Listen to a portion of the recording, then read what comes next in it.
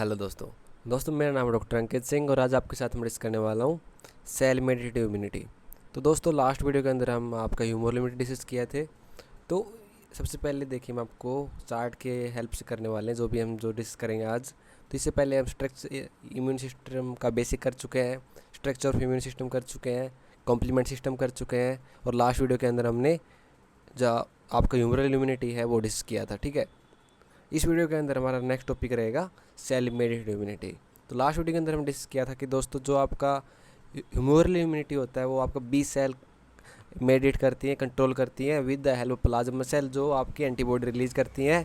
Finally आपका antibody आपका humoral जो इम्यूनिटी होता है उसको कंट्रीब्यूट करती है। ठीक है, आपका इस वीडियो के अंदर जो डिस्कस करने वाले हैं वो आपका सेल मेडिटेटिव इम्यूनिटी, और जो भी हम डिस्कस करेंगे पूरा फ्लो चार्ट की हेल्प से डिस्कस करने वाले हैं, जिससे आपको नेक्स्ट टाइम ये रिवाइज करने में, याद रखने में बहुत हेल्पफुल हो गया।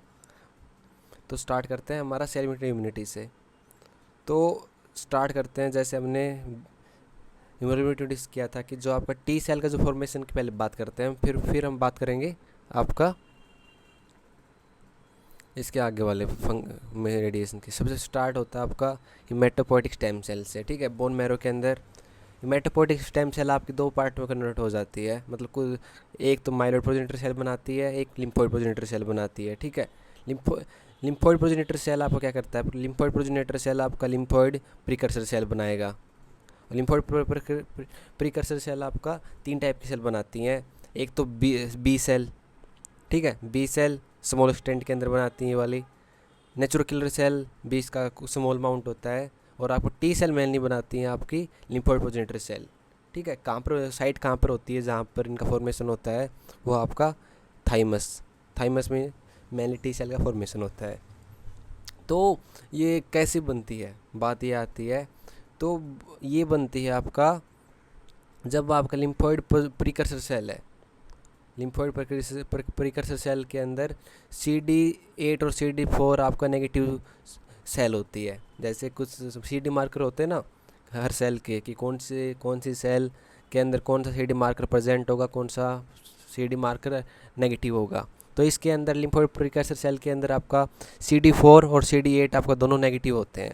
वो क्या करता है, वो इंटरेक्ट करती है दोस्तों, interaction with thymic epithelial cell. Thymic epithelial cell जो आपके एंटीजन प्रेजेंटिंग सेल होती हैं थाइमस के अंदर, उससे इंटरेक्ट करती है with the help of MHC complex. MHC complex की हेल्प से थायमिक एपिथेलियल सेल के साथ इंटरेक्ट कौन करेगी, लिम्फोइड प्रीकर्सर सेल। तो डिपेंड ऑन कि कौन सा MHC से आपका इंटरेक्ट कर रही है, कौन से MHC के थ्रू आपका इंटरेक्ट कर रही है, वो डिफरेंट टाइप की सेल बनाएगी। यदि आपका वो इंटरेक्ट कर रही है वाया द MHC1, यदि MHC1 के थ्रू यदि इंटरेक्ट कर रही है आपके लिम्फोइड प्रीकर्सर सेल, तो वो फॉर्मेशन होती है दोस्तों मेनली आपका टी किलर सेल मेनली, और आप कुछ एक्सटेंट में टी मेमोरी सेल। ठीक है, तो ये आपकी दो टाइप की सेल प्रोड्यूस होती हैं, टी टाइप की सेल प्रोड्यूस होती हैं जब आपका MHC1 कॉम्प्लेक्स इंटरेक्शन होता है थाइमस के अंदर।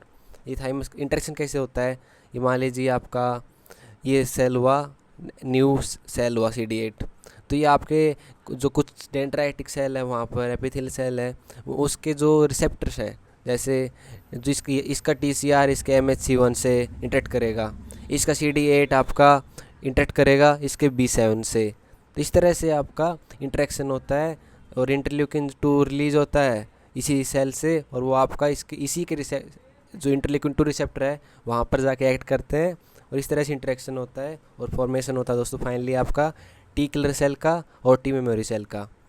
नेक्स्ट चीज़ आती है दोस्तों, यदि आपका इंटरेक्शन होता है MHC वाया 2 कॉम्प्लेक्स, MHC1 के द्वारा दो सेल थी, T killer cell, T memory cell, लेकिन यदि आपका MHC2 के द्वारा इंटरेक्शन होता है वो, तो अकॉर्डिंग टू साइटोकाइन, तो वहाँ पर आपका रोल आ जाता है साइटोकाइन का, कि डिफरेंट टाइप के साइटोकाइन आपके इंटरेक्ट करेंगे, और जिस टाइप का इंटरेक्शन करे, जिस टाइप का depend on the type of cytokine आपका T cell lymphoid progenitor cell TH1 में, TH2 में, TH17 में और T रेगुलेटरी सेल में कन्वर्ट हो जाते हैं।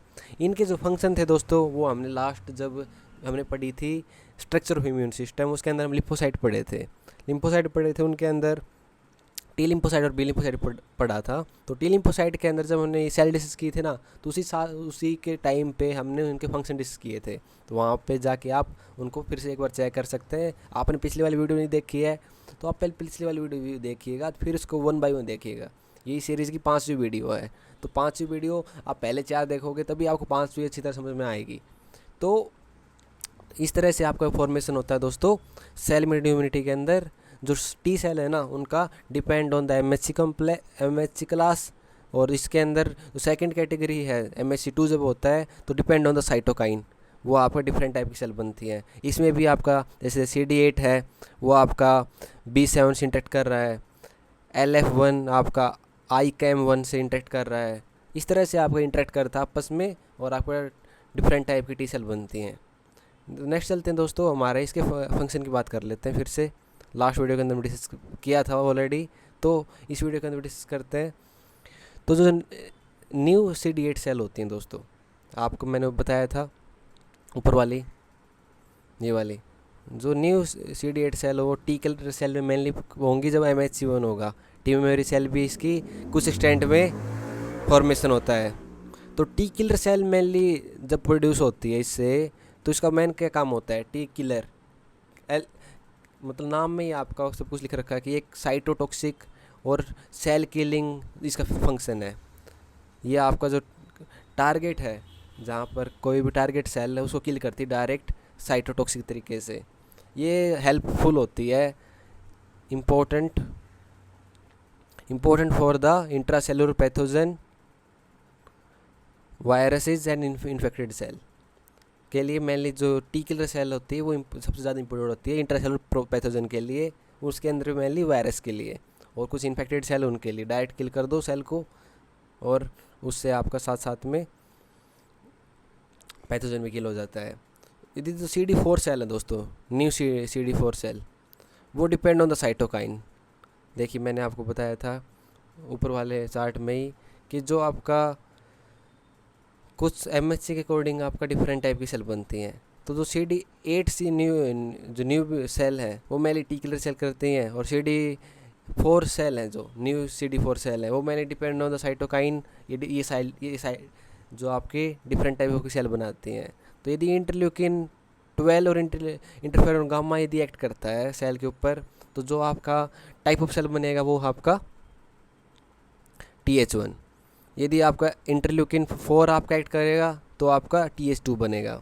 इंटरल्यूकिन 6 एक्ट करता है उस पर तो TFH बनेगा। यदि आपका IGF बीटा और इंटरल्यूकिन 6 दोनों एक्ट करते हैं तो आपका TH17 बनेगा, और IGF बीटा करेगा तो T रेगुलेटरी सेल बनती है। ठीक है, डिपेंड ऑन द साइटोकाइन ये आपकी सेल फॉर्म होती हैं टी सेल की। हम इनकी फंक्शन की बात करते हैं। तो TH1 सेल का जो मेन फंक्शन होता है दोस्तों, वो होता है activate macrophage through cytokine interferon gamma. ये TH1 मेनली एक तो काम होता है बी सेल को एक्टिवेट करती हैं। जब मैंने बी सेल का जो पढ़ा था इम्यूनिटी, तो उसके अंदर हमने पढ़ा था कि B cell is activated by TH1। तो TH1 का एक तो काम हुआ बी सेल को एक्टिवेट करना, और दूसरा काम हुआ मैक्रोफाज को भी एक्टिवेट करती हैं with the help of interferon gamma. जो TH2 है उसका मेन क्या काम होता है, recruitment and activation of granulocyte. ठीक है, जो ग्रेनुलोसाइट हैं उनको एक्टिवेट करती हैं, उनको एक जगह इकट्ठा करने में हेल्प करती हैं। और दूसरा भी इसका काम है एक्टिवेट बी सेल, ये बी सेल को एक्टिवेट करवाती है, TH1 भी और TH2 भी।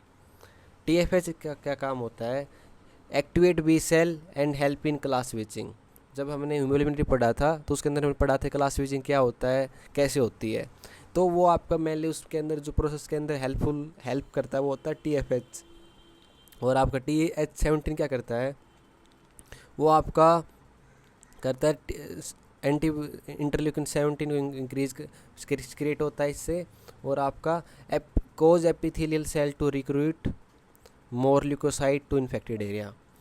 जो आपका एपिथेलियल सेल को इन्फेक्टेड एरिया के अंदर बहुत सारी जो ल्यूकोसाइट है उनको एक साथ इकट्ठा करने में हेल्प करती है TH17 सेल। मेन इसका फंक्शन है इंटरल्यूकिन 17 आपका रिलीज़ करती है, इसके थ्रू आपका रिक्रूटमेंट होता है ल्यूकोसाइट का। और लास्ट रेगुलेटरी होता है regulates activity of T cells.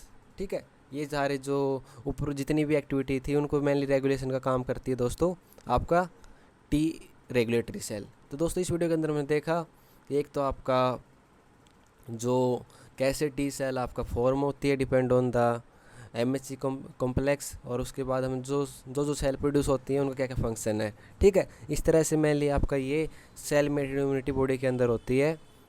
तो ये आप फ्लो चार्ट के फॉर्म में दोनों चार्ट है, तो दोनों चार्ट आपको मैं टेलीग्राम चैनल पर डाल दूंगा, वहाँ से आप डाउनलोड कर सकते हैं। इसको रिवाइज़ करना चाहे तो रिवाइज़ कर सकते हैं, और खुद से बनाना चाहे चार्ट को तो और अच्छा रहेगा। और नेक्स्ट वीडियो के अंदर दोस्तों हम डिस्कस करेंगे आपका हाइपर सेंसिटिविटी रिएक्शन, क्योंकि इस वीडियो के अंदर हमने डिस्कस किया है सेल मेडिएटेड इम्यूनिटी। ठीक है, ये हुआ। नेक्स्ट की करने वाले हैं हम hyper sensitivity type 1, type 2, type 3, type 4, ये हम करेंगे नेक्स्ट वीडियो के अंदर। तो मिलते हैं नेक्स्ट वीडियो के अंदर, तब तक